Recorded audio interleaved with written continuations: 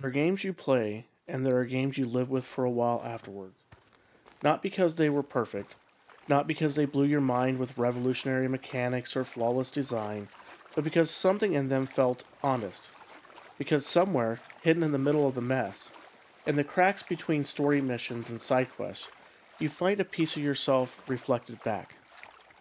For me, Days Gone was that kind of game. I remember finishing it, setting the controller down, and just sitting there. No fanfare, no explosion of credits, just a kind of quiet ache. Feeling you get when a long road finally ends, and you're not sure if you're relieved or grieving. Let me back up for a second. I'm a writer. That's how I see the world. I don't just play games, I read them. I watch for arcs, for emotional pivots, for subtext. I look at how dialogue reveals truth, or how silence can say more than a monologue ever could. And Days Gone, for all its faults and stumbles, did something I don't often see in AAA games anymore. It took its time. It didn't rush to justify itself in the opening hour.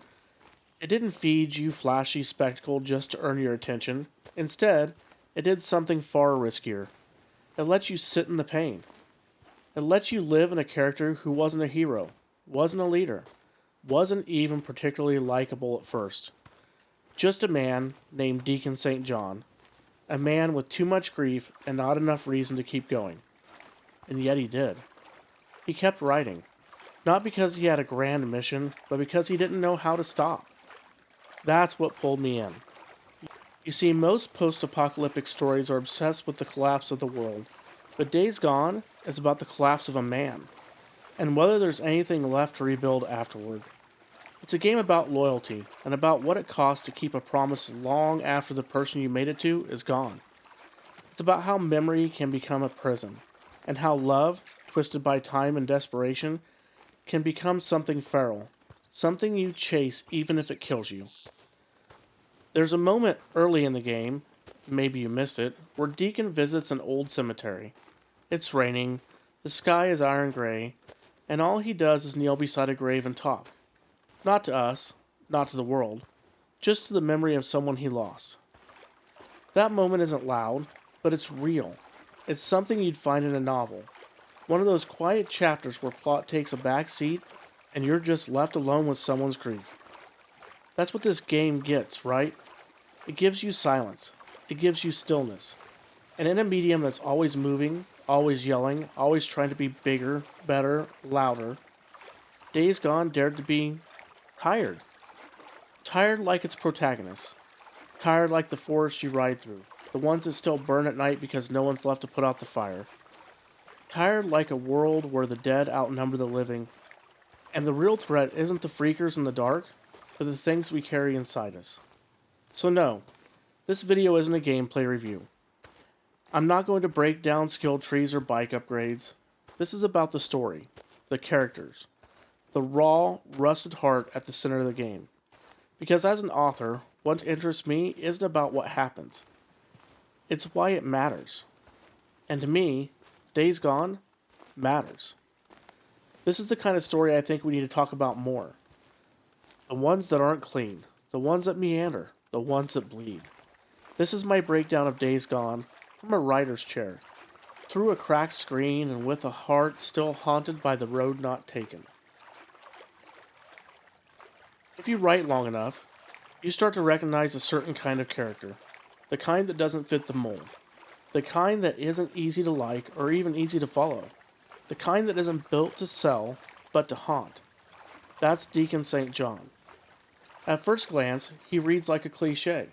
Ex-biker, ex-soldier, haunted loner with a gruff voice, a dead wife, and a chip on his shoulder.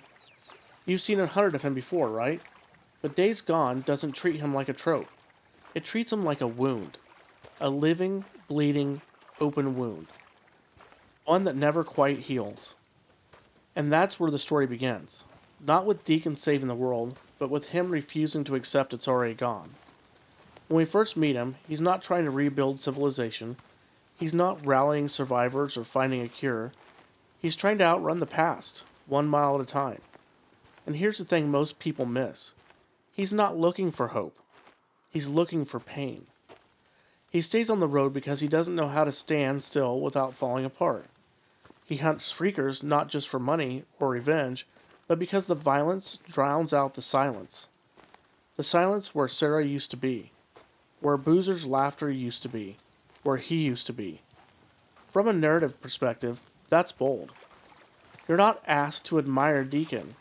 You're asked to understand him, to sit in the dirt with him, to hear the creak of his boots, the grind of his breath as he stares into the fire that's gone cold, to feel what it's like to be a man defined by the people he's lost, and the guilt of still being here.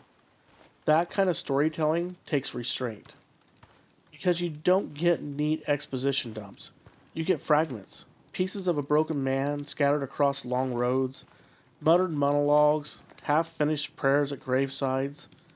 As a writer, that's what struck me most, the subtext. Deacon never says, "I'm lost," but you hear it in the way he talks to himself, in the way he avoids eye contact when someone says Sarah's name, and the way he hesitates before trusting anyone new, as if love is just another promise waiting to be broken. There's a moment, small, blink and you'll miss it, where he watches a couple reunite after being separated by an ambush. They run to each other, clinging like life itself, and Deacon just looks away. No music swells, no dialogue, just a flicker in his eyes. A man watching something he thought he'd buried come stumbling back to the surface. That's character work. Real, honest, earned character work. Now let's talk about Sarah. She's the ghost in Deacon's machine, not just his wife, but the axis upon which his grief spins. In most stories like this, the dead spouse exists purely to give the protagonist motivation. But not here. Sarah isn't just a backstory. She's a constant presence. A voice in his head, a whisper in the trees. He talks to her grave. He carries her ring. He visits the site that meant something to them. Not to remember, but because forgetting might mean letting go. And he can't. Not yet. That's the tragedy of Deacon St. John. He isn't healing. He's surviving instead of healing. He's patched himself together with leather and instinct and gasoline fumes. And he's just hoping the whole thing doesn't come apart from the next ride. From a writer's point of view, that's what makes him compelling. He isn't a hero because he's strong. He's a hero because he's broken, and keeps going anyway. He fights for a world he doesn't believe in. He helps people he doesn't trust. He risks his life for answers he's terrified to find. Because if Sarah's gone, then all this, all of him, is for nothing. But if she's alive, there's even a sliver of truth in that impossible hope, then maybe, just maybe, he hasn't wasted all his time being angry, being reckless, being alone. And that tension between belief and despair is the engine that drives Days Gone. Not just through its plot, but through its soul. As a writer, I respect that. Because it's messy. It's not clean or convenient or easy to summarize. Deacon St. John is a man carrying the weight of his own survival. And every mile he rides, every freaker he cuts down, every decision he makes isn't about saving the world. It's about saving what little is left of himself. That's the heart of the story. Not the infection, not the world collapsing, but the man who won't let go. Because letting go would mean admitting the world left him behind too. Some worlds in video games are built like playgrounds. They're wide open, colorful, carefully structured to guide your next thrill. Others are built like puzzles, designed to challenge you, test your limits, make you win. But Days Gone builds its world like a coffin, one that's already been nailed shut. And the longer you stay inside, the more you realize the world isn't something to conquer, it's something to survive. This isn't just post-apocalyptic Oregon. It's what grief looks like when you gave it a horizon. The skies hang low, always gray, always heavy. The forests are beautiful, yes, but not in the way a travel brochure would show you. They're overgrown, choked with moss, alive in all the wrong ways. You ride through pine trees taller than your memory, through towns gutted and left to rot, and it feels personal, like nature isn't reclaiming the world. It's just waiting. Waiting for you to run out of fuel, waiting for the cold to catch up, waiting for your strength to break. As an author, I always look for how settings interact with emotion. Because a good setting doesn't just hold the story, it reflects it. And in Days Gone, the world doesn't just serve the gameplay, it serves the grief. You ride alone a lot in this game, sometimes for minutes at a time, with no music, no chatter, no action. Just the wind. Just the soft grind of your tires on gravel. Just the sense that you're small, and the world around you is full of ghosts. And that's stillness. That quiet, drawn-out stillness isn't a flaw. It's a feature. It's the story breathing. Because what is Deacon's world, if not a slow decay? Everything in it has already died. Towns, laws, systems, people, even the wildlife seems skittish, like they're living on borrowed time. But the game doesn't shove that in your face. It lets you notice. Lets you stumble into an abandoned home and find a child's drawing still taped to the wall. Lets you walk through a roadside church and find bullet holes near the altar. Lets you camp in a burned-out refugee zone where the only thing left standing is a rusted, blood-stained sign that says, "Help us." There's no narrator pointing out these things, no mission to tell you why they matter, but as a writer, I recognize them instantly. The world is talking, and what it's saying is, this used to mean something.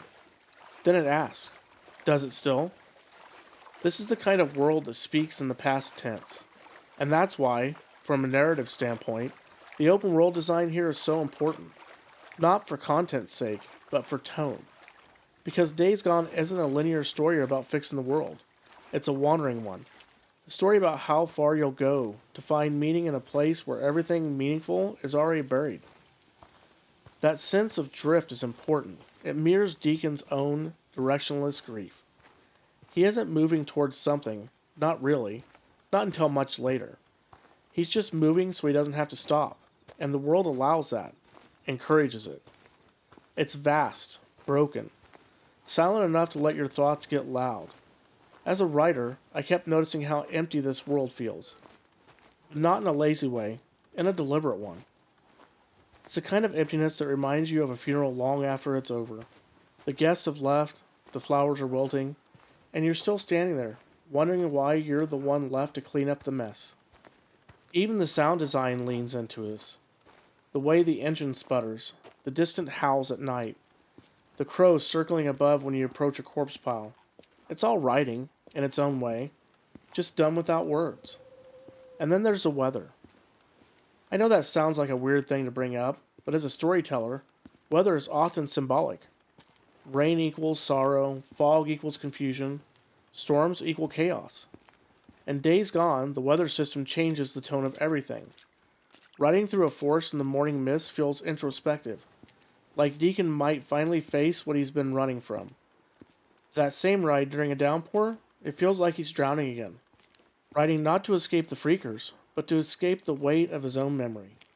And when the sun does break through, when the golden light cuts across the mountain ridge and warms the road ahead, it feels wrong. It feels foreign.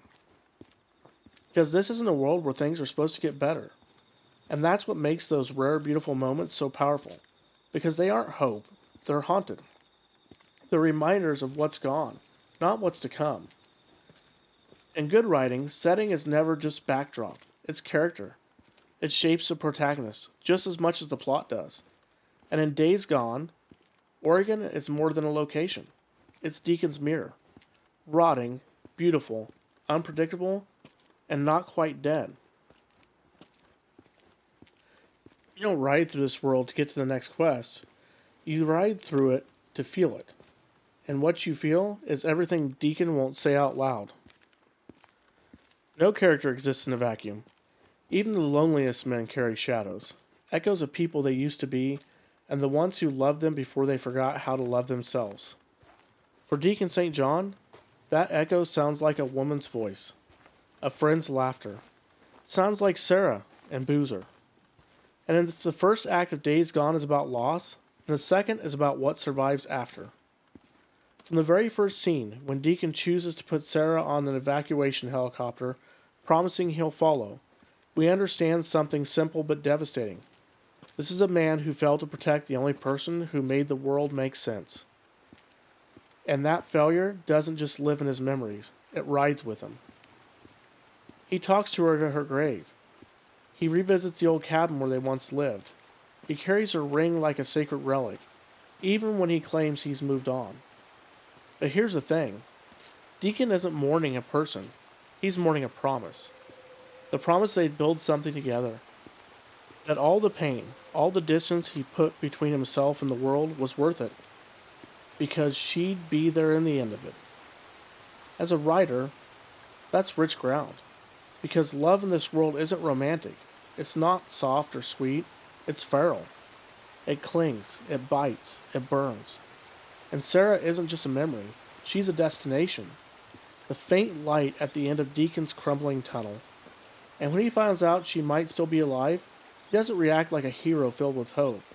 He reacts like a man who's been struck by lightning. Disbelief, anger, terror. Because what if it's true? What if she's alive and he's become someone she wouldn't even recognize anymore? That's the power of love in Days Gone. It's not a reward, it's a risk. And with Sarah, there's also Boozer.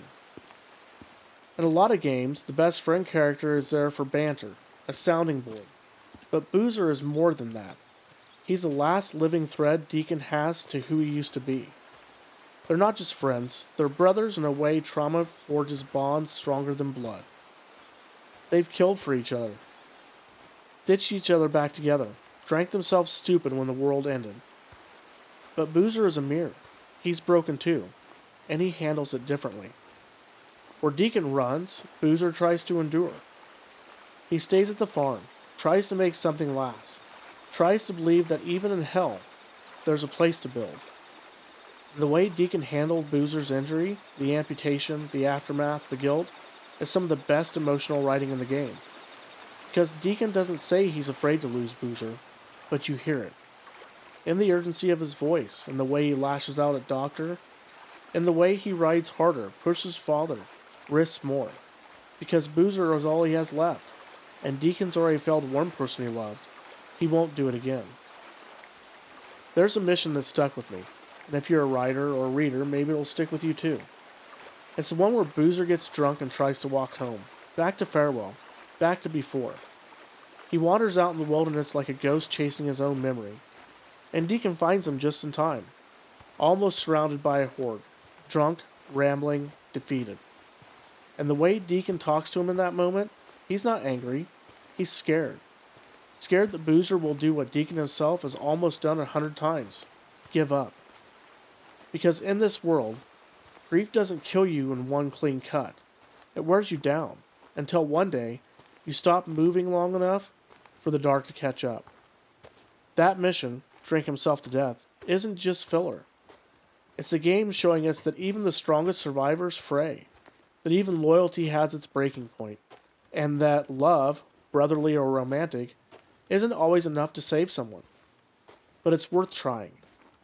And that's the heart of it. If you're a writer, you probably know this already. Real love stories aren't about grand gestures. They're about the little things. It's about Deacon patching Boozer's bike first, before his own. It's about leaving half a can of meat behind because someone else might need it. It's about revisiting a cabin filled with memories and not going inside because you're not ready to let them become real again. It's about longing and how we warp ourselves around it like a blanket in the winter. Days Gone doesn't just give us characters. It gives us people who need each other and hate that they do. That's rare. That's human. And that, folks, is storytelling. Because for all its chaos, the bike chases, the shootouts, the freaker swarms, the hordes, this is a game about connection. About a few bonds that survive when the rest of the world burns. And that's what makes it powerful. Not the fire, but the people who refuse to stop feeling the heat. The courage to take it slow. We live in an age of speed. Fast plots, fast edits, fast dopamine. Stories aren't just told, they're delivered, packaged with bullet points and climax guarantees. As writers, we're told over and over again, get to the point. Grab the reader by the throat. Open with a bang. Don't lose them. But Days Gone, it ignores all of that. It does something rare. It waits. And it makes you wait.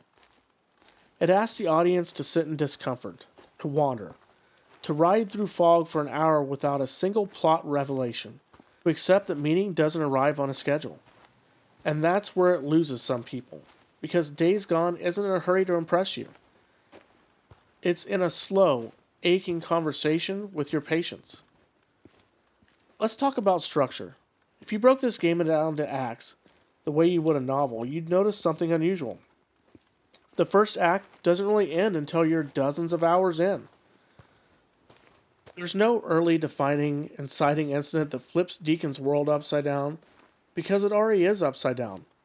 Instead, the game leans into status, routine, survival loops. And narratively, that's the point. The first act isn't about setting events into motion. It's about showing you what Deacon's life has become. The repetition, the numbness, the way every mission, every bounty, every horde is just another step in an unbroken march toward nothing. Only later, much later, do the dominoes really fall. Only after you've lived in that world long enough to feel the weight of it, do the stakes begin to shift. Writers are often afraid of that kind of pacing.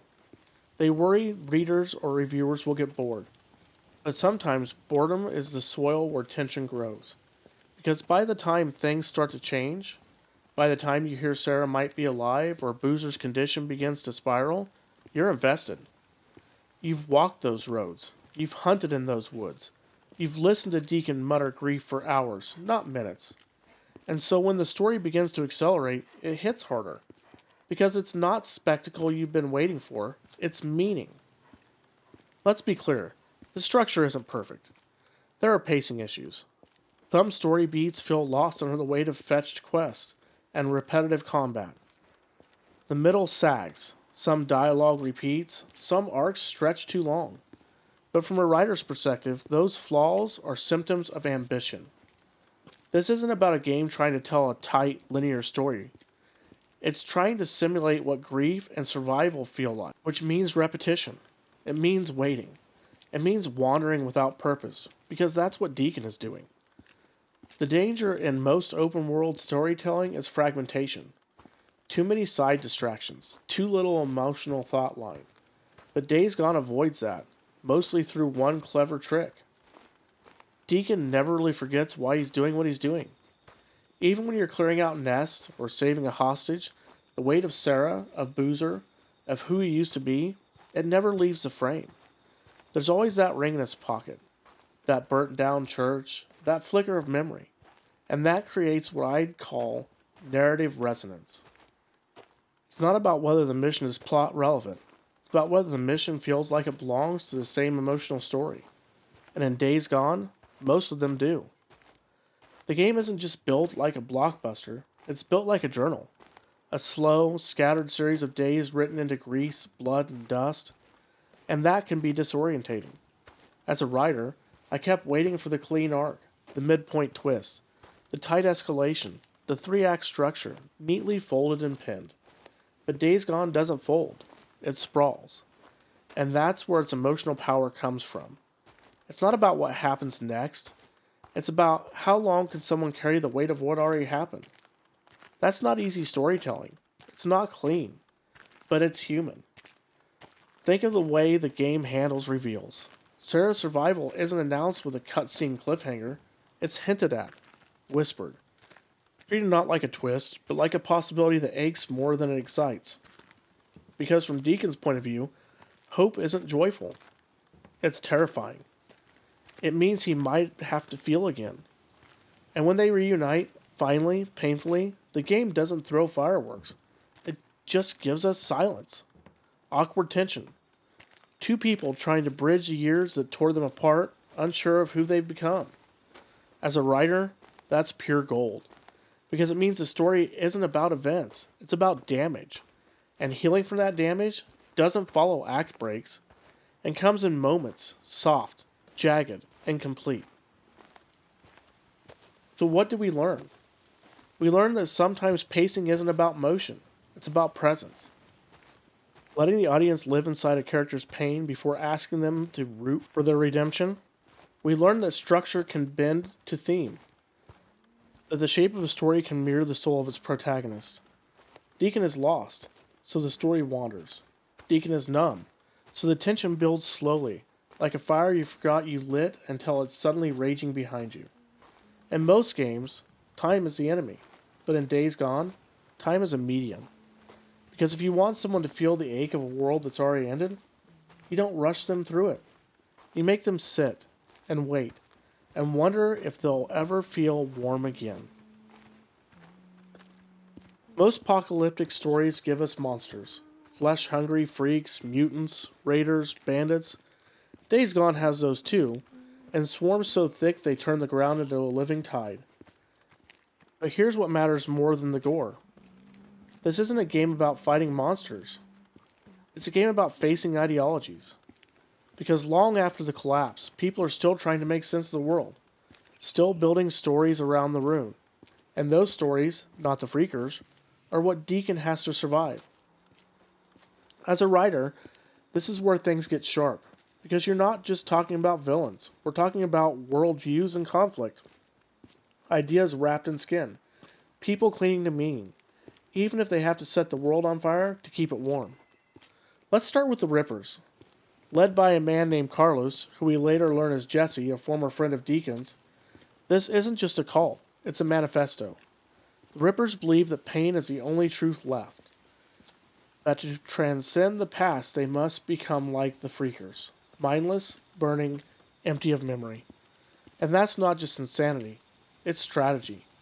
Because the world did end. And when something ends, people don't just rebuild. They look for something to blame.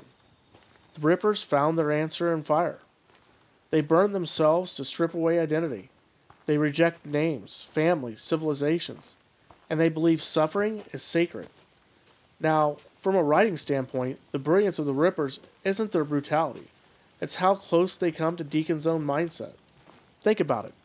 Deacon rides alone, talks to ghosts, holds on to grief so tightly it's strangling him. He never said it out loud, but he's not really living. He's enduring, just like the Rippers. The difference is, he hasn't given up his name yet. So when he finally confronts Jesse, the man who renamed himself Carlos, and carved belief into his flesh, it's not just a boss fight. It's a reckoning. Carlos isn't a random villain. He's what Deacon could have become, if he let the fire swallow him whole. And narratively, that's powerful. Because the best antagonists don't oppose your protagonists, they reflect them. Then there's a conflict at Lost Lake, a quiet, slow-burning civil war between two ideologies. Iron Mike, who believes that even after the fall, people need to be governed by principle, and Schizo, who believes principle gets people killed. This is where the game gets messy, because Iron Mike isn't the hero, and Schizo isn't a cartoon villain. They're both right, and they're both dangerous. Iron Mike's refusal to strike first, even against enemies he knows will come for him, is noble, but it's also naive. People die because of his restraint. Meanwhile, Schizo is pragmatic. He deals with the Rippers behind Mike's back. He saves lives, but at what cost?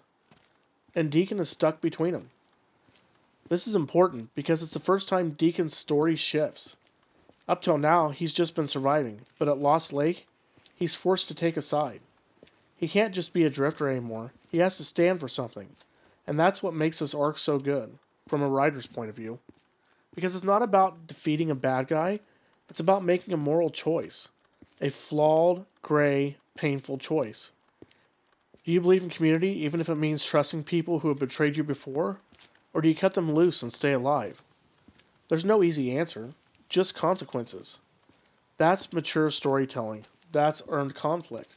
Because when Schizo betrays the camp, it's not shocking, it's inevitable. And it hurts.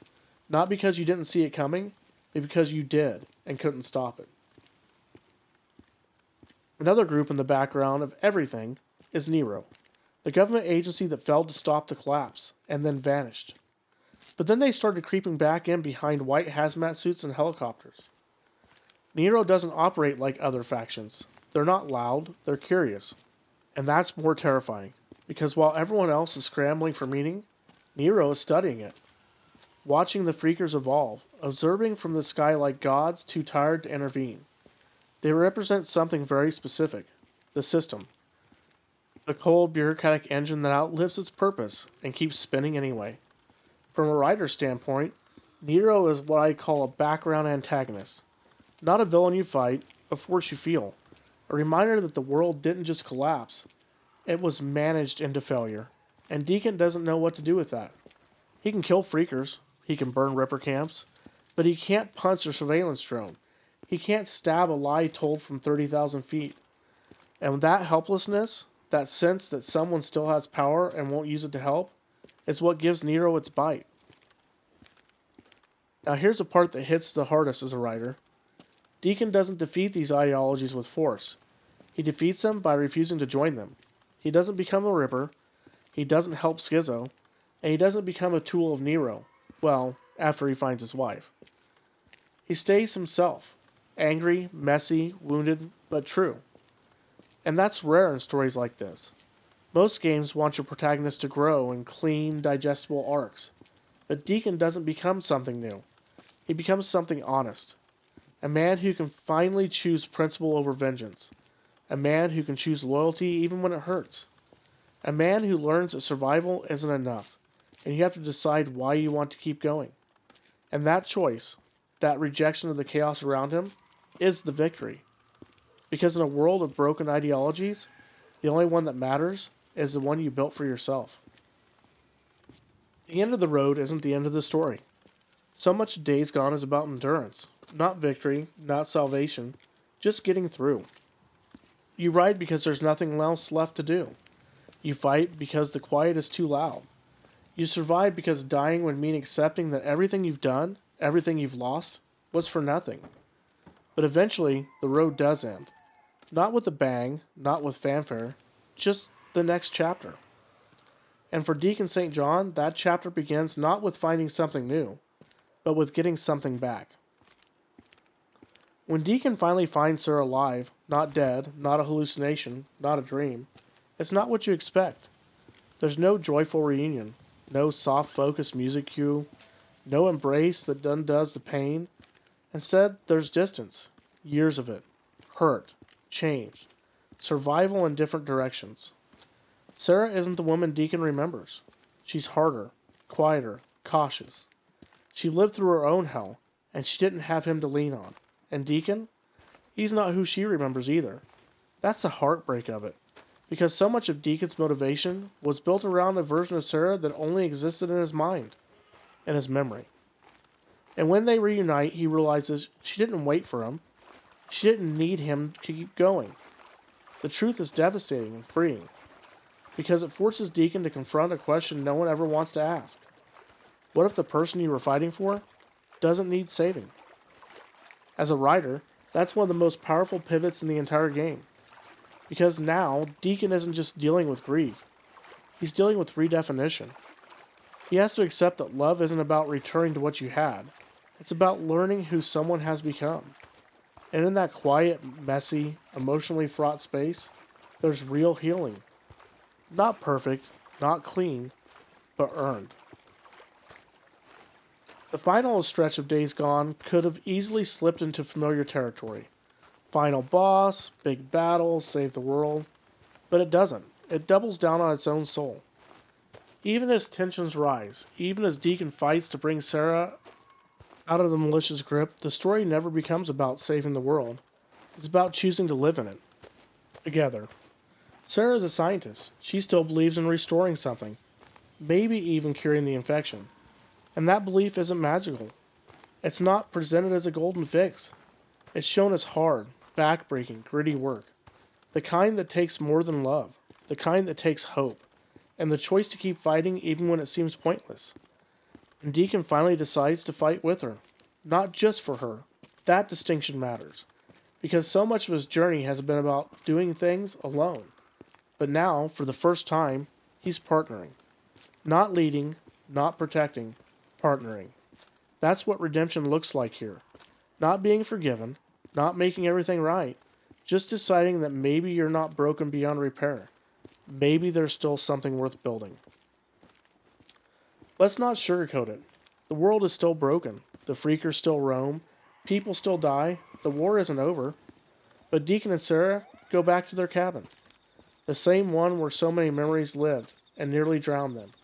They go back not to relive the past, but to write something new into it. As a writer, this is where the emotional architecture of the story comes full circle. Because that cabin, that simple little place, it's more than a setting, it's symbolic. It's the heart of everything he lost, and the place where he decides to start again. Not because it's safe, not because it's wise, but because it's theirs. And in post-apocalyptic stories, that's the hardest thing to reclaim. Not land, not resources, but identity.